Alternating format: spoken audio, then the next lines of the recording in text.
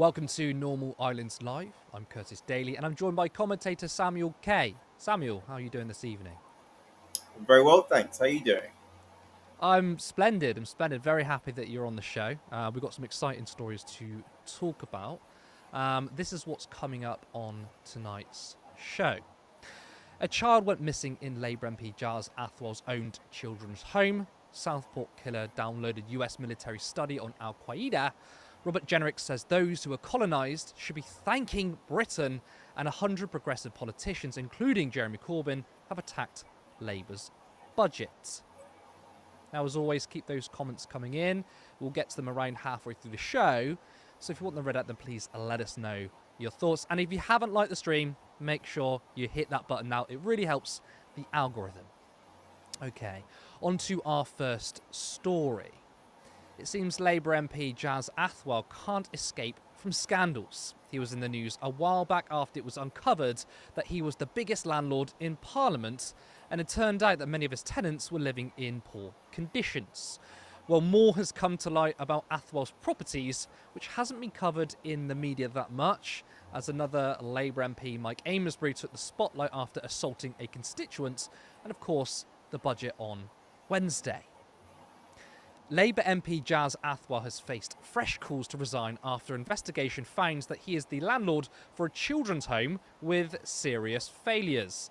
An investigation published by The Londoner on the 27th of September found that the private children's home reportedly had several issues, including a child going missing from the home, furniture in poor condition, and a child reportedly being stabbed in the property.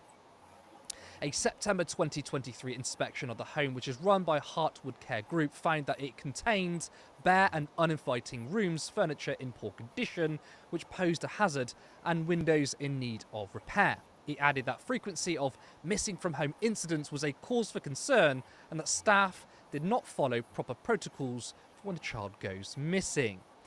The investigation also alleged that Giles Athwell had a personal relationship with the owner of Heartwood Care Group, Daljit Jahal, with Jahal reportedly endorsing Athwell before the 2019 general election. The pair had also allegedly interacted in public Facebook posts on multiple occasions. This is really astonishing, again, barely picked up by the mainstream media.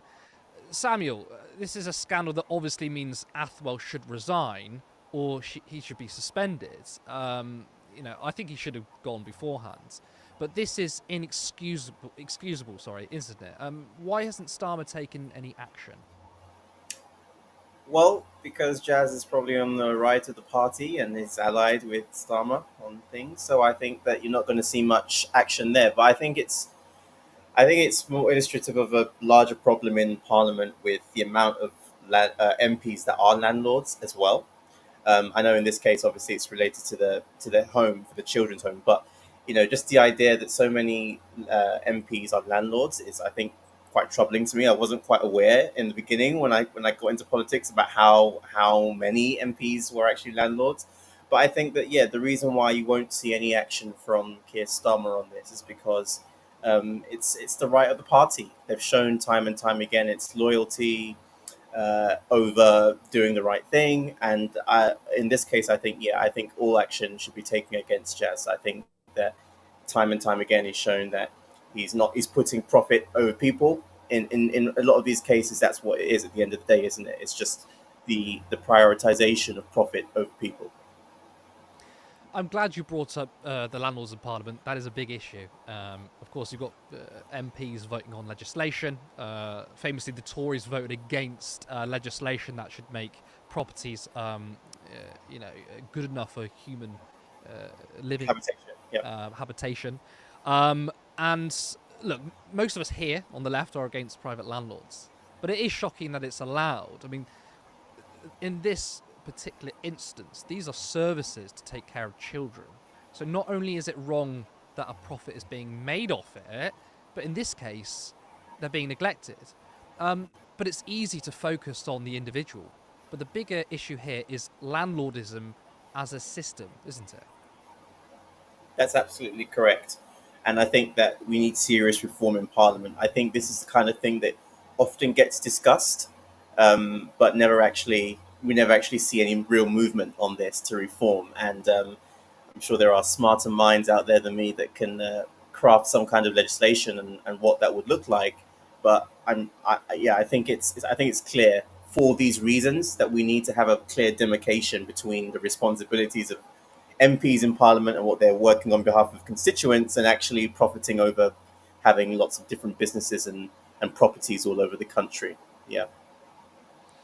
I mean, Keir Starmer, his campaign in the election was about, not being corrupt like the Tories. This is going to be a clean government. But ever since he's been elected, all we have seen is corruption. We've seen him taking on free clothing by Wahid Ali. He's taken, the party anyway, took £4 million from a hedge fund based in the Cayman Islands with investments in arms, in the oil industry. We're seeing Jazz Athwell being the biggest I landlord in also think Parliament. there was, in addition to the Taylor Swift tickets, we can't forget about the Taylor Swift tickets that True. apparently, yeah, The biggest issue here is obviously the Taylor Swift concerts. But of course. from the small to the big, it has been pretty much scandal after scandal. I would call it corruption, but that's exactly what Starmer said he wanted to get rid of. To me, and I'm sure to you, it just looks like on policy, the Labour Party aren't that different to the Conservatives, but even the way they govern seems to be very similar. I think that's quite right. And I think if you look back to even the beginning of Keir Starmer's tenure as Labour leader, I mean, if you were paying close attention, I think there were many signs there that he wasn't going to lead as he was saying he was going to in terms of being disciplined and cleaning up politics. When he first came out, there was huge pressure. I remember at the time for him to disclose his donor list. If you remember correctly, when he was running to be Labour leader, there was a very beautiful book that came through all Labour members' doors, and that cost a lot of money. It had Keir Starmer's face all over it, and encouraging Labour members to vote for him. And I think, look, these things cost money, and there was a real sense at the time that he should disclose his donor list, and he didn't. Right up until I think there was a deadline, and he did it just up until that deadline where people were actually already voting for their candidate. So yeah, I think there have been many signs that he wasn't going to clean up politics in the way that he said he would, and I think it's just a continuation of that. And if I'm being honest, not to be pessimistic, but I don't see real change coming from him in the sense that so far he's demonstrated that he hasn't. Yeah, I think you're referring to the leaflet with the his face That's plastered right. over it. That's right. Integrity. He had Yeah. three words. Can't remember. One of them was integrity. Yeah. If anything, he's been nothing but a lack of integrity. I've not seen anything Absolutely. of the sort. You mentioned earlier about Jazz Athwell being on the right of the party. It's very true. It's every decision made in the party is factional. If this was a so-called left winger, even a soft left MP, and something like this happens, do you think the response would have been different? I absolutely do. I mean, look, so I was thinking the other day about the Rebecca Long Bailey's hot scandal and how she was sort of taken out of the front view of Labour politics by Keir Starmer and his team. Look, I think that Keir Starmer. When we talk about Keir Starmer and his politics, he's very factional, and we know that if you are in line with his politics, you see a much more lenient way of dealing with controversies. And I think that, look, I don't know exactly what's going to happen with this story. When you talk about child neglect in particular, that is a very serious situation. So I would hope that Keir Starmer and his team take this very seriously. But when I look back and I think about how he's dealt with people who are aligned with him in the party, it doesn't fill me with so much hope. I agree. I agree. And obviously, when you contrast that with left MPs getting suspended and kicked out of the party for wanting to scrap the two-child benefit cap, it's quite funny actually if you think about it. When you contrast that, you've got MPs being kicked out because they want to bring children out of poverty, and you've got someone like Jazz Athwell. He seems to be doing fine and dandy, and his properties seem to be neglecting children. So Yeah, Labour are not for the children, it seems. yeah, it's not optically, it's just not a good look, Yeah, it's and not. this has been talked about a lot online. It's that obviously traditionally Labour has been seen as the party of working class. And I know we'll get to the budget in a second, and maybe you could say there are some improvements in terms of real term increases in certain departments when it comes to education, for example, which is good.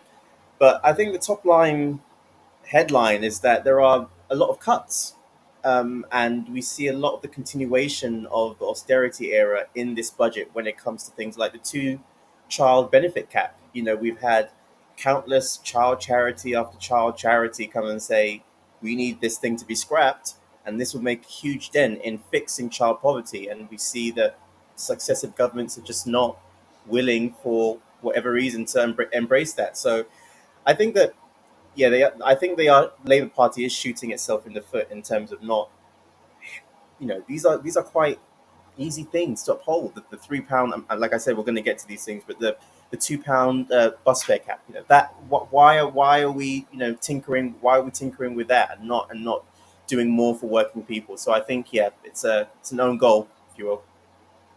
We certainly will get onto the budget later on, but we're going to park it there. I'm going to move on to our next story. Now, some new information has come out about the Southport killer. It was that incident that led to the race riots where misinformation came out that the suspect was an immigrant. In fact, he was born in Cardiff. Now, this new information has already been warped and weaponised to suit the right wing.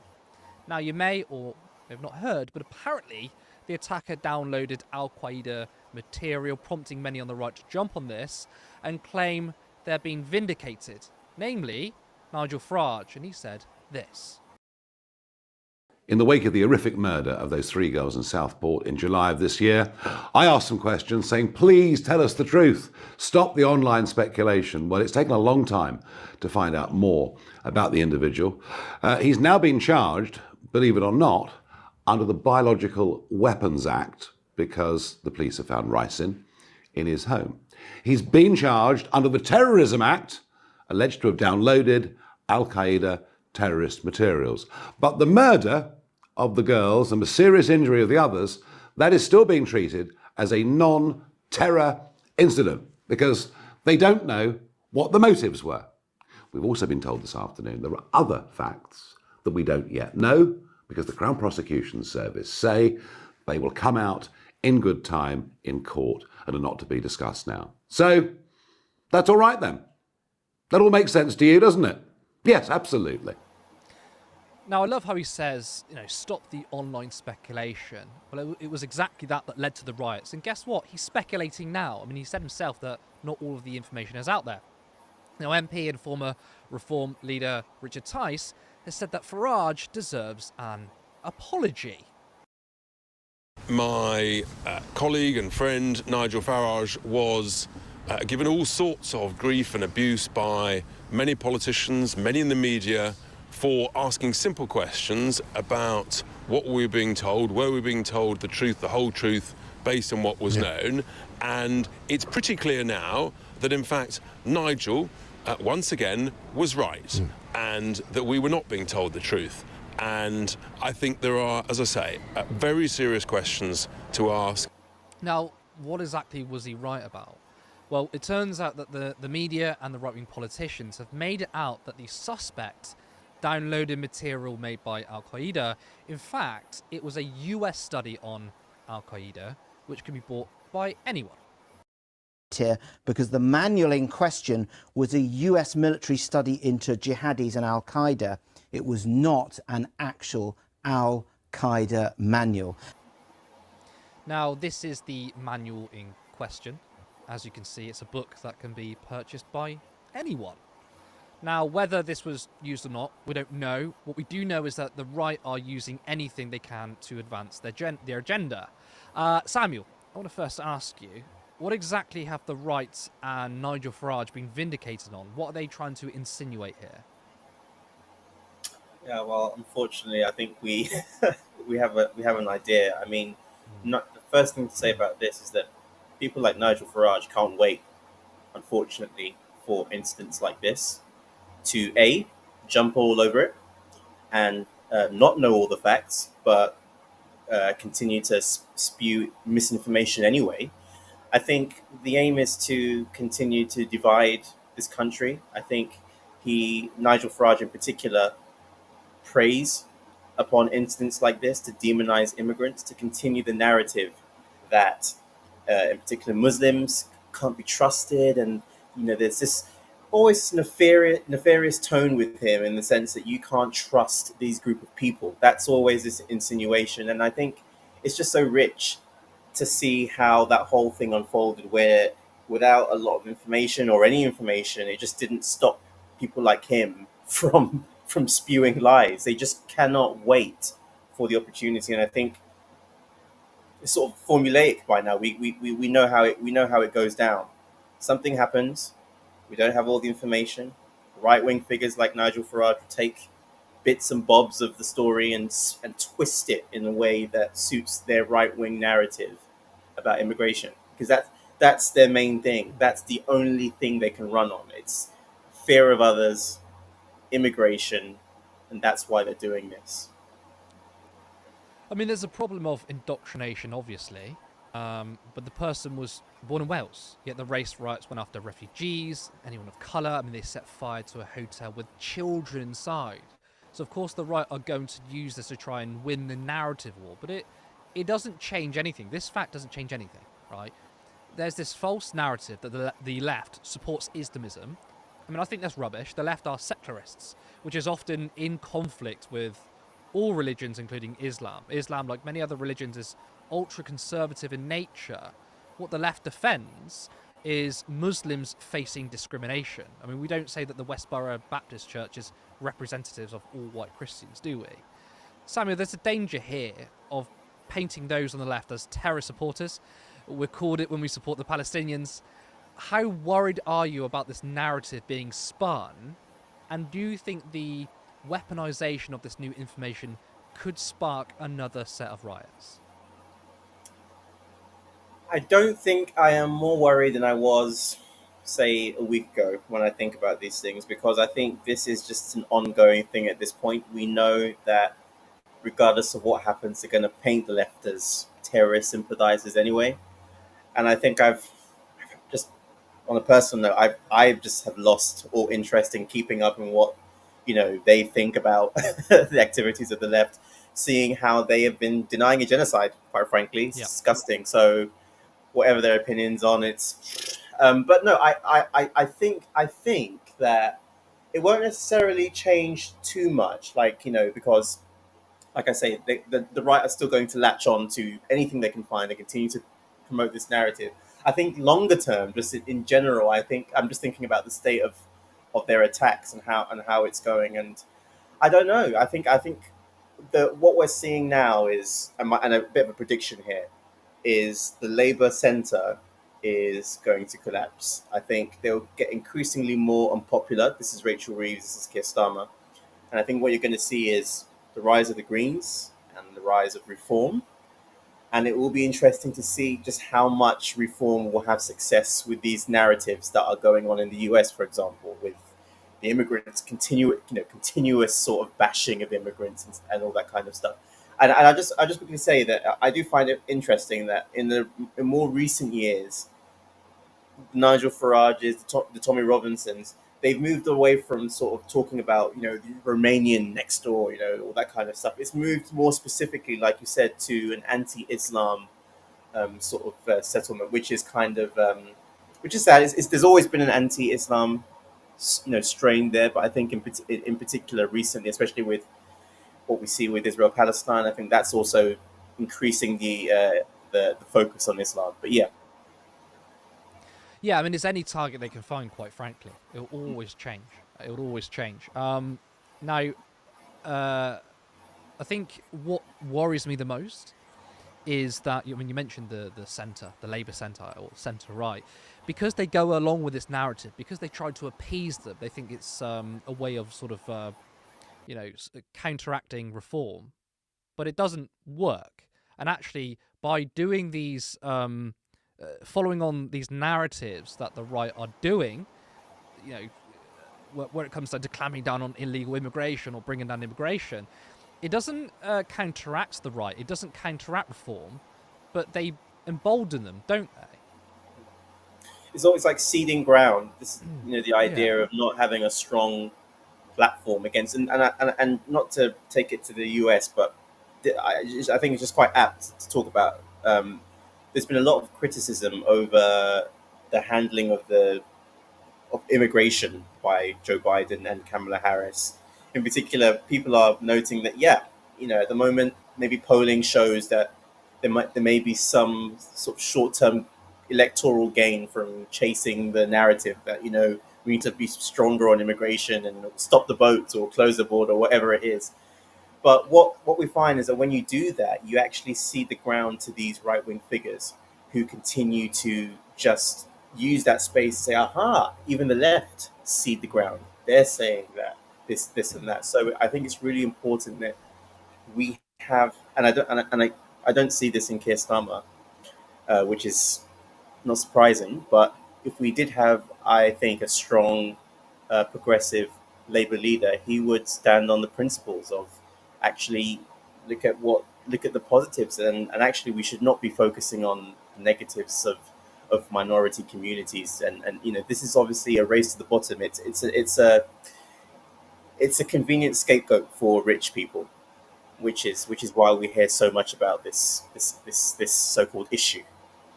I'm glad you brought in rich people, because that's what it boils down to, right? It's the narrative from the rich. When I say rich, we're talking about billionaires who own our newspapers, politicians who serve the rich. It's their scapegoat, and then it's the so-called Progressives Party, whether it's the US Democrats, whether it's the UK Labour Party. They're so weak that they think it's a electoral strategy to follow in this sort of narrative. It never works. It doesn't. I mean, Rachel Reeves could implement a wealth tax and say, actually, you're being screwed over by your workplace, but they lean into it and they think, do you know what, that's going to get us votes. But in the short term, maybe. In the long term, I mean, you're going to get reforms saying they're not going far enough. You can never please these people. I think we're going to leave that conversation there, because we're probably going to go to some of our comments. But before we do, I just want to say thank you to everyone who's tuned in tonight. Make sure you hit that like button. It really does help the algorithm. So if you haven't yet, smash that like button. I sound like such a YouTuber. Smash the like button. Now, there's so many things you can do to help us grow. You can share this content. You can share it on social media or with friends and family. Alternatively, what you can do, if you can support us financially by going to turnleftmedia.co.uk/support. There you can support us monthly or any one-off donation. Every little helps. And we can hopefully grow into a fully realised media organisation. We can upgrade our equipment. We can become more professional, less technical errors, all these sorts of things. And one day to have our own dedicated studio. But to all the supporters already, I want to thank you so much. And to our viewers, I want to thank you as well. But we are going to go to some of our comments. Let's see what we have. Zeke the Beast, good to see you. It's gifted Turn Left memberships. That is incredibly generous. Thank you so much for that. I really appreciate it. Les Watts, in my opinion, Labour MPs should be barred from standing if they are landlords. I'm sure they're welcome in other parties. I actually agree with that. I think it should be a policy within the Labour Party to say if you're a landlord, you can't be a Labour MP. I don't think you should be a Labour councillor. And in Jazz Athwell's instance, it's a conflict of interest because some of his tenants are constituents. Imagine that, going to your MP surgery and saying, my flat is disgusting and the landlord isn't doing about it. And the person who's sat across from you is your landlord. Insane stuff. Let's go to another. Tigs. UK voters don't do their due diligence beforehand and vote for their own... I can't see it's cut off there. Vote for their own demise. Watching television is not research. I mean, that's not particularly UK people, British people, that's in the entire world. People vote against their material interest because, and the biggest reason is our media. We have a media owned by the very wealthy, and they're very good at communicating the policies that we should be supporting, even though it harms us. It's why we're doing what we're doing at Turn Left, to try and take on the mainstream commentariat. Let's go to one more. There's once again, beautifully said, Samuel. You took the words too many leftist channels are fixated on the right rather than what the left needs to do. I think that's a really good comment. And I'll tell you why, because I agree with that. And I know I'm sort of part of this because we are talking about the right here, is that maybe the left is failing at creating a path forward or showing a vision for people. I do think, though, that for the left, the most important thing, our first port of call, is to take on fascism and take on the right, which is why we talk about it a lot. But I think that is something to bear in mind. I really thank you for that contribution. Let's go to another. Edward Sexby, feeding the political right red meat on anything, let alone immigration, never saves them. It only drives them into a frenzy as they come out and eat us. Samuel is 100% there. He absolutely is. And I like where you said they're only going to eat us all at the end. That is what the right wing do. They'll go after people who they don't like. And once they go after them, there's no one else to go after but themselves. It's never a long-term project. That is it for our comments. Thank you to everyone who left a comment. Please keep them coming in. I'm going to read them after the show.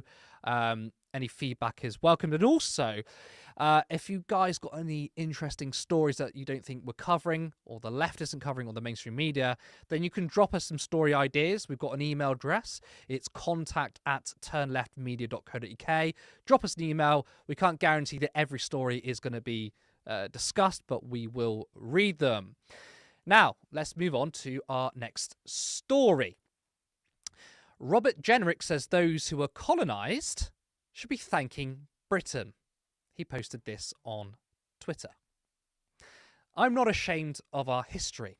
And then with the post, he added an image, Daily Mail exclusive. Britain's former colonies should be thanking us for the legacy of the empire and not demanding slavery reparations. He also linked to an article he wrote in the Daily Mail. Many of Britain's former colonies owe us a debt of gratitude for the inheritance we left them. Sir Keir Starmer spent the weekend doing what he does best, capitulating to those determined to tear our country down.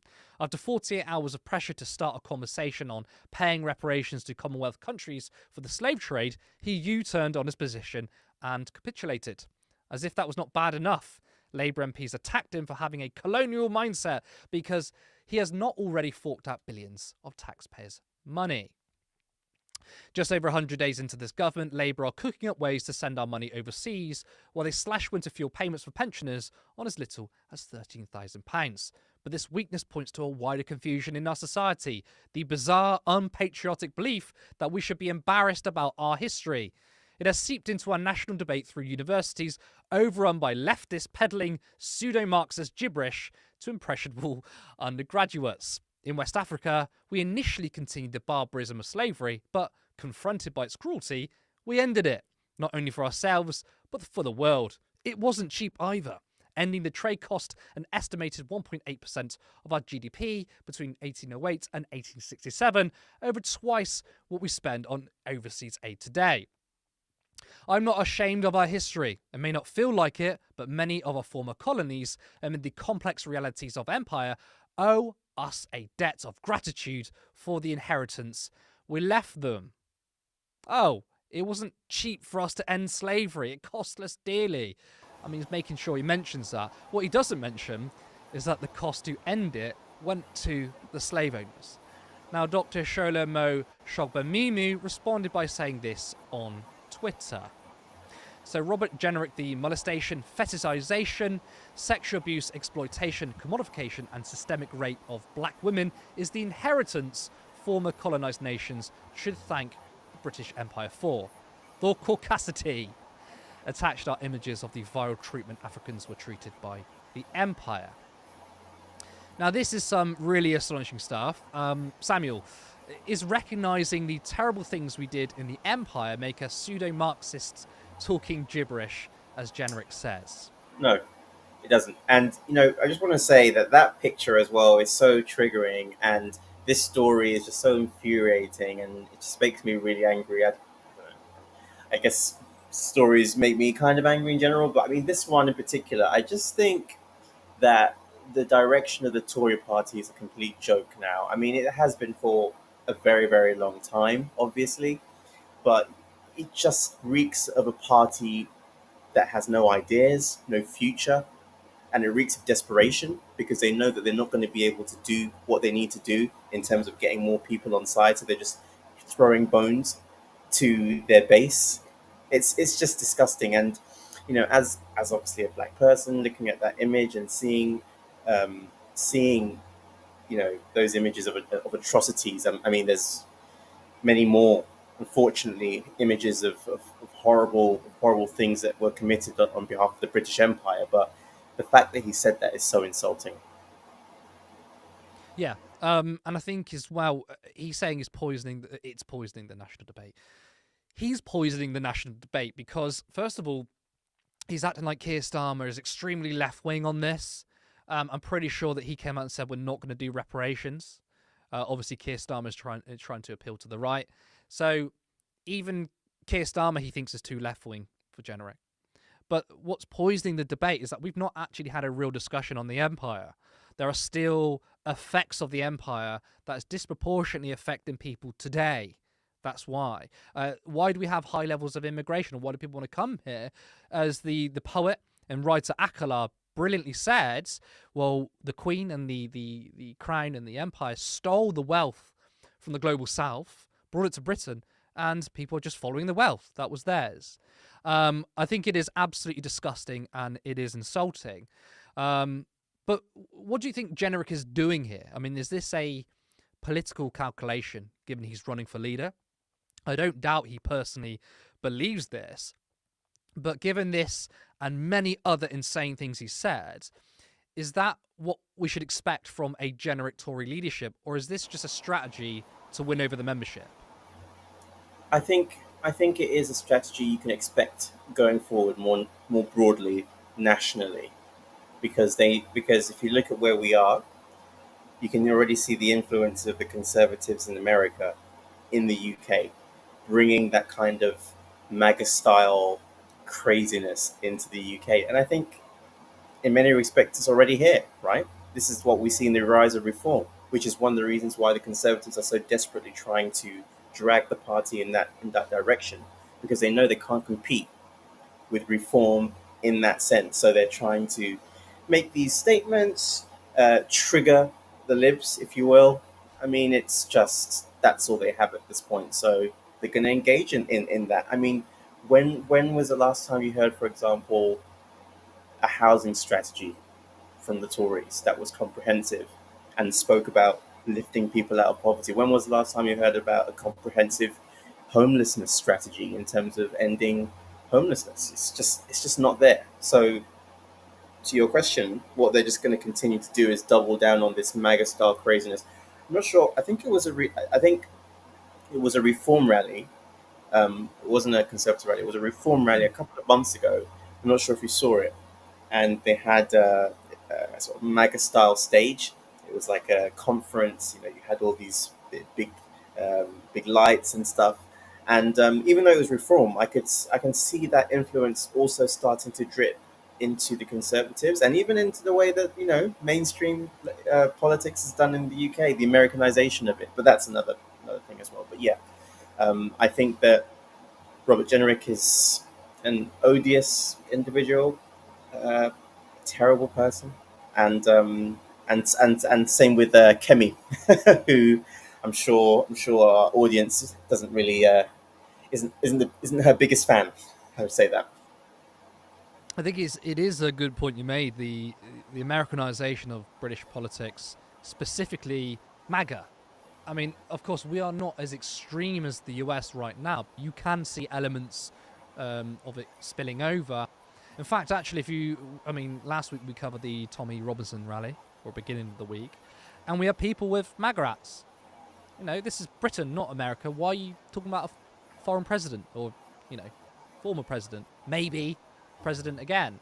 And I think we're using a lot of the culture wars and the arguments from America. Woke started in the US, now it's over here. We're hearing arguments of reverse racism. Actually, we're racist against white people these days. And it is really dangerous because it's not just in reform, but it is seeping into the Conservative Party. That's a classic of, not sorry to interrupt you, but that's a classic of, I think his name is it Lawrence? You'll know his surname. Lawrence Fox. That's the one. Yeah. when you said when you mentioned the reverse racism, I was like, that is a Lawrence Fox classic right there. That is now that's what I call a Lawrence Lawrence Fox classic.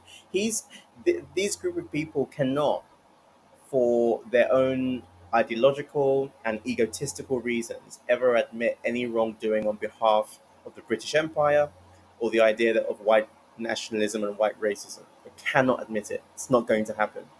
So, like you said, what you're seeing from these groups of people is this insistence that we are the victims. And, I have to say, this whole fascist strategy, because it is fascist, that MAGA is using at the moment, that Nigel Farage, that Putin, all these guys use, that I'm the victim, it's pretty effective.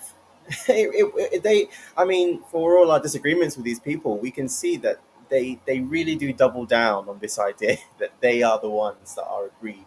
Even though they're the billionaires, even though they're the ones with the old money, they double down on the idea that they are the ones being attacked. And it works for them in many respects because they draw upon people's frustrations who also attach their upsets, their feelings of upset with that. So that's what I think a lot of what we're seeing today as well in politics. Yes, they are absolutely very good on the messaging. Excuse me. And I think a part of that is the issue with the liberals, the so-called centrists. They've let people down time and time again. They're not addressing people's material needs, and it does lead to the rise in the right and the far right, and they're better at messaging. I mean, it's unconscionable to think the sort of things that Donald Trump's saying today would appeal to half of America 20, 30 years ago. Probably not, but it's happening. It's really scary stuff. It is. And of course, the election in the US, which is happening in a couple of days, is going to have a huge ramifications over here. But I think we're going to leave it there, and we will move on to our final story of the evening. 100 progressive politicians ranging from councillors and MPs, including Jeremy Corbyn, have made a joint statement on the recent budget. Breaking, independent Green and Plaid Cymru MPs and nearly 100 progressive politicians come together for the first time to challenge Labour over a budget which punishes ordinary people. Attached is their full statement, so I'm going to read out a small part of it. Labour is raising defence expenditure to 2.5% of GDP while telling us there is no money to lift 250,000 children out of poverty, no money to help pensioners living in poverty stay warm this winter, and no money to maintain the £2 bus cap which punishes the poorest for trying to get to work and go about their lives. Put simply, this is a lie. There is plenty of money. It's just in the wrong hands. The richest 1% in the UK hold more wealth than 70% of Britons. By refusing to impose a wealth tax, this government has chosen to force vulnerable communities to pay the price for years of economic failure, instead of making the richest pay their fair share. Labour's first budget shows us whose side they're on. Then they've called on the Labour government to implement the following policies. Number 1, abolish the two-child benefits cap and stop attacking welfare recipients. More than 2/3 of children in poverty live with a parent in work. We must support, not stigmatise welfare recipients. Since the election, more than 10,000 children have been pushed into poverty by the two-child limit. Abolishing the cap would cost £1.4 billion and lift 250,000 children out of poverty overnight. If this isn't a priority, what is? Number 2, reverse cuts to winter fuel. 4 in every 5 pensioners living below or just above the poverty line are set to lose the winter fuel payment. We will always defend the principle of universalism to ensure everyone has the support they need. Number 3, restore the £2 bus cap.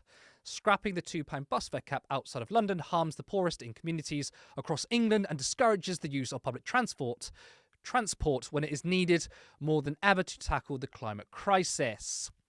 Number 4, invest in a Green New Deal.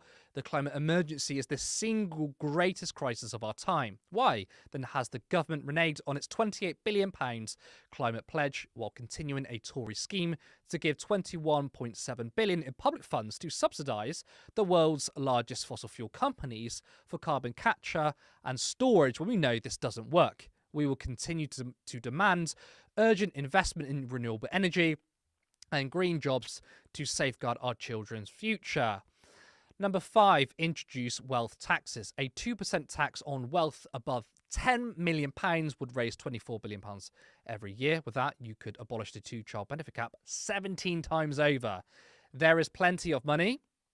It's just in the wrong hands. So there's some pretty solid and robust policies there. Samuel, I just first want to ask, why have Labour continually ruled out a wealth tax? Might it be the fact that they have received millions of pounds of donations from private capital and investment firms?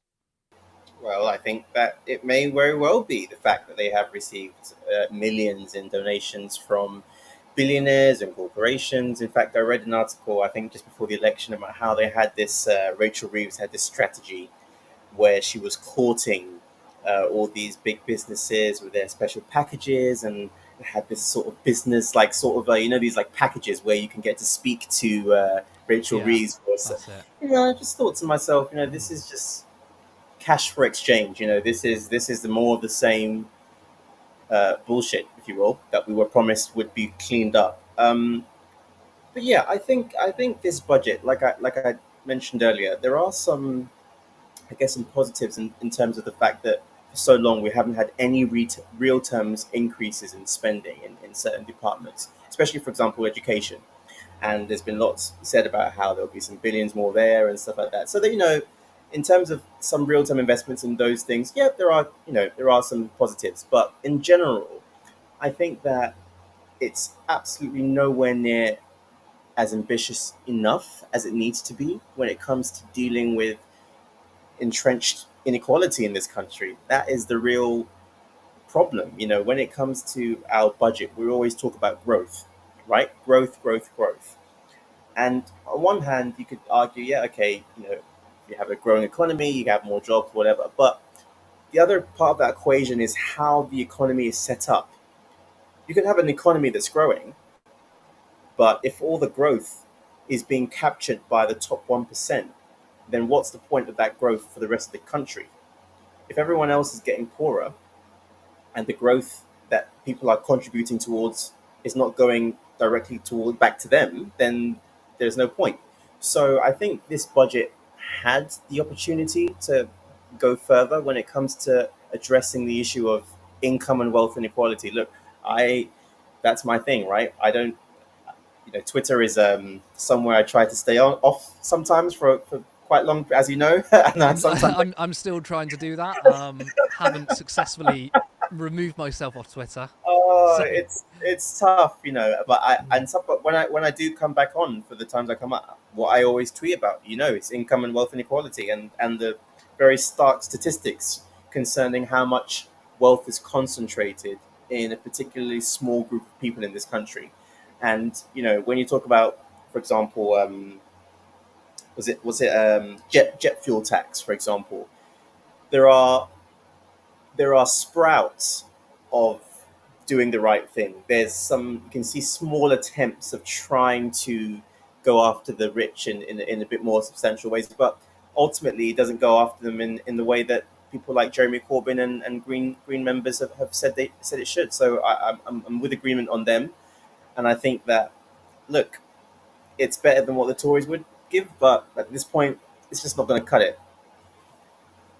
I'm really glad you talked about growth. Now, growth is such a buzzword. I think for most people, do they really understand what it means? Because all you do here is growth, growth, growth. You hear it from the Tories, you hear it from the Labour Party, and you're absolutely right. There's no point talking about growth if all the growth goes to the top 1%. So what kind of growth do you want? And I think that, the Liz Truss strategy was to grow the economy, and that's going to improve public services, right?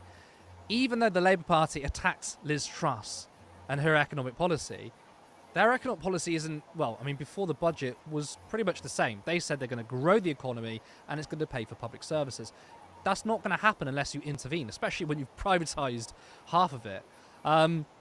Now, this budget itself, I agree with you. There are some good things in here.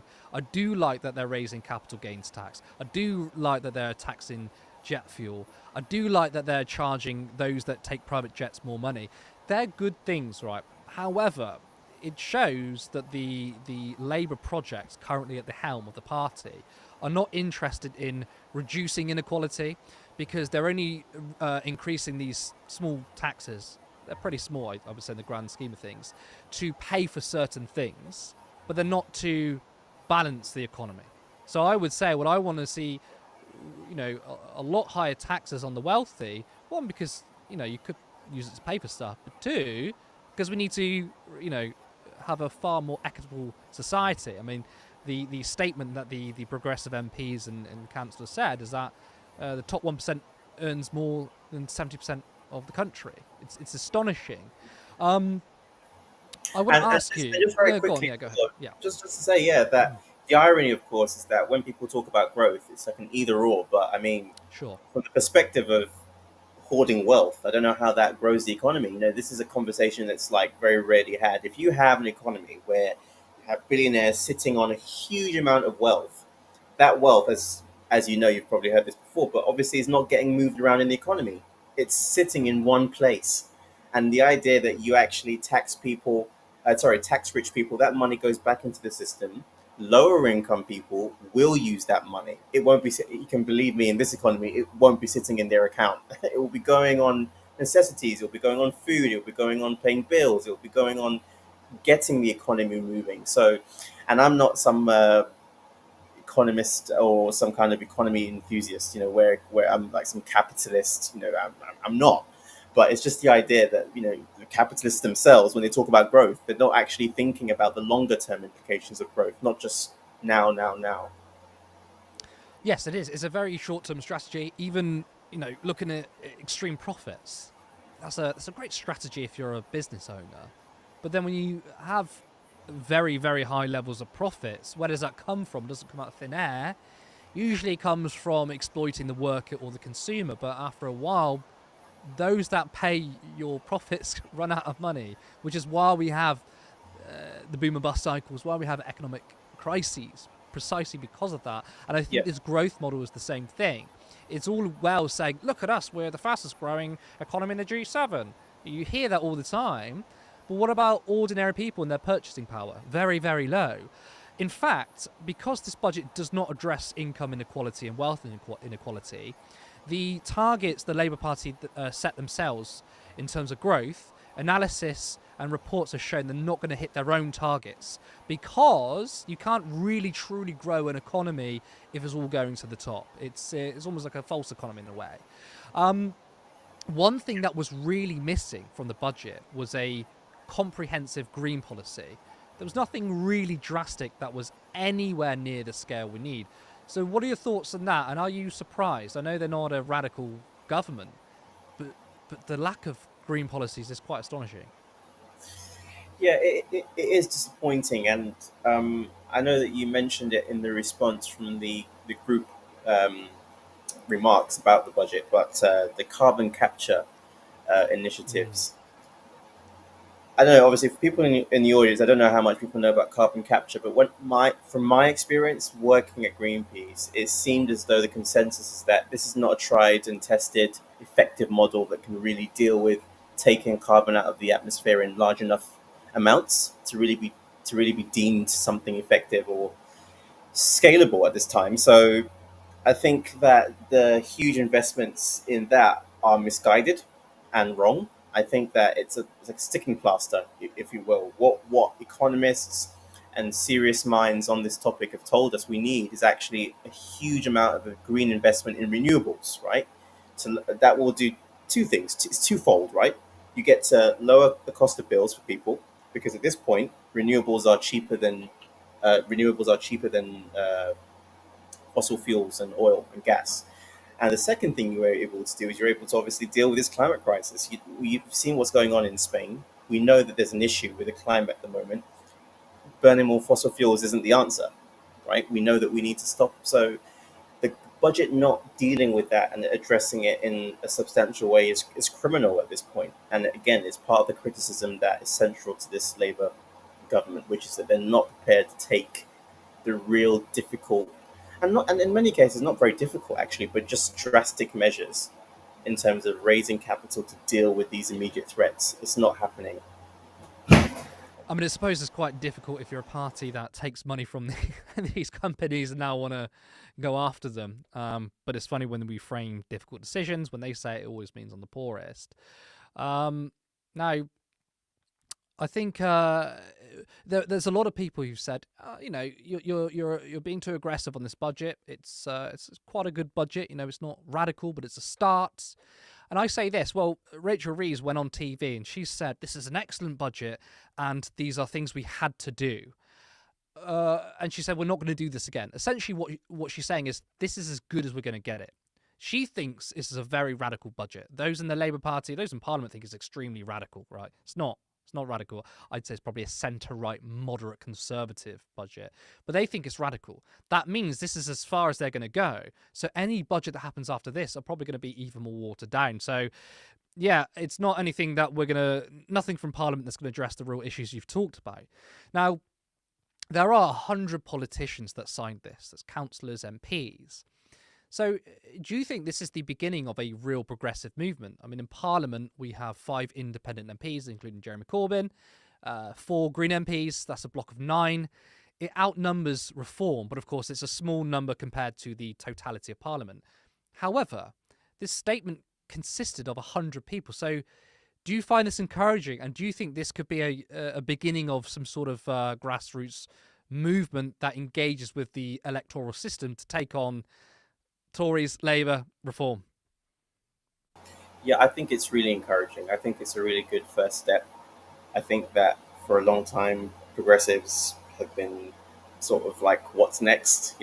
After the whole Momentum, Corbyn era, we need, I think, some kind of hope, some hopium, some copium, I think I call it. And I think that the more we see progressive MPs working together, whether it's on responding to inadequate budgets like this, or whether it's dealing with what's happening in Gaza and Lebanon, we need a serious block of MPs. We may not have, obviously, as much as Labour. Labour have their majority at the moment, but we can definitely do serious damage or cause serious disruption in Parliament with a number that big. So I think it's a good first step. I think that, yeah, we do need that hopium. I'm just looking at some of the comments. We do need that hopium. After the Corbyn era, I think it's a very serious discussion to have. I think a lot of leftists are very sad and very upset about the lack of political options and realities for us to engage with outside of just either hard right or maybe a sort of a increasingly hard centre hard right Labour. I'm not sure what we should categorize Radical centrists. Radical centrism or whatever. Yeah. So that is interesting. But yeah, I think that hopefully, fingers crossed, in this next Parliament, we have especially the new Green MPs, find their footing and be able to do more things to disrupt the government. Yeah, look, I'm going to be honest. This year I've been quite pessimistic. There's not been much in politics that's really given me hope. Return to the US, it's a disaster. Here, it's a disaster. But when I was researching this story, I'm not going to lie, I felt a little bit of hope. And the reason why is because it's coalition building. You've got parties from Plaid, Green, and Independents, plus a bunch of councillors, which really encourages me that these people can come together, because coalition building is what is needed to take on the current establishment politics. So yeah, I do feel a little bit of hope there. I'm glad you do too, and I hope people watching, you feel that too as well. I have a prediction actually about the American. Oh, okay. We don't usually like predictions, so that you can go wrong, but I want to hear it. I'm very excited to hear it. I have some prediction about the US election.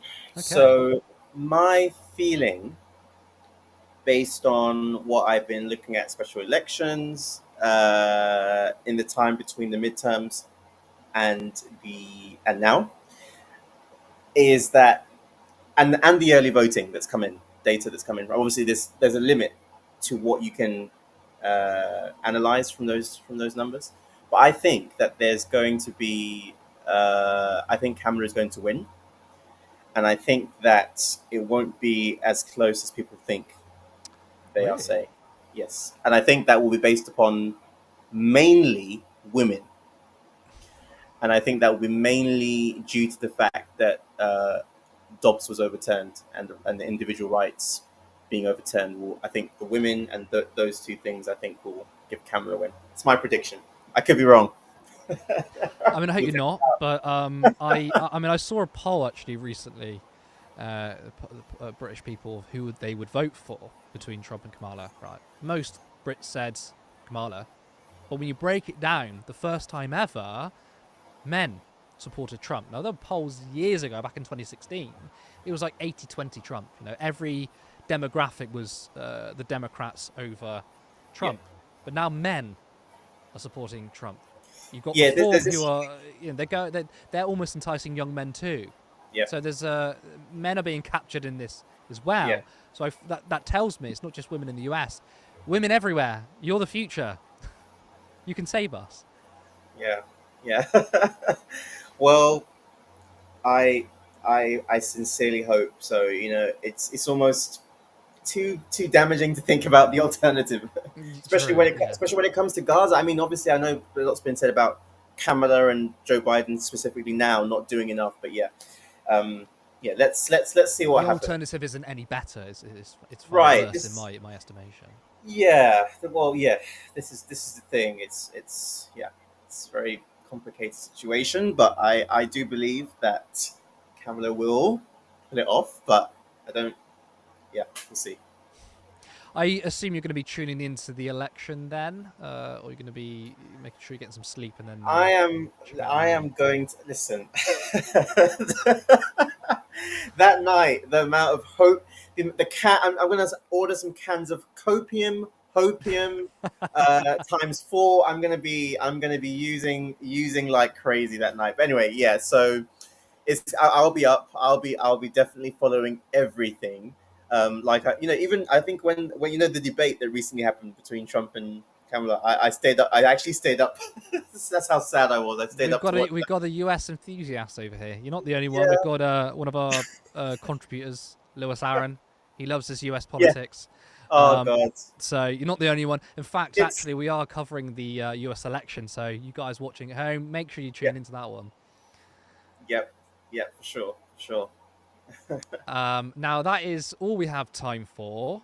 Thank you to everyone who joined. Thank you to all the commenters, and of course to our great guest Samuel K. He was brilliant. I really hope he comes on in the future. Remember, if you haven't liked the stream, hit that like button now. It does help the algorithm. Now, if you want to see Turn Left continue to grow, then make sure you share this video online. Tell your friends and family about us. We need to be known. And if you're not subscribed, make sure you do that too. Now, there are currently 5 of us working voluntarily, and we want to be in a position where we are paid for our work. One day, this becoming our full-time job. So if you can, then please head over to turnleftmedia.co.uk/support. There you can donate to our Patreon monthly, or there is an option to give any one-off donation. That means we can upgrade our equipment, create more ambitious content, and one day have a studio. So let's build a socialist media alternative. We'll be back this Sunday for our debrief podcast, so tune in. I'm Curtis Daly, and I'll see you next time. Patreon.com, Turn Left Media. Support independent media. Support social justice that's there on social media. Thank you, Turn Left.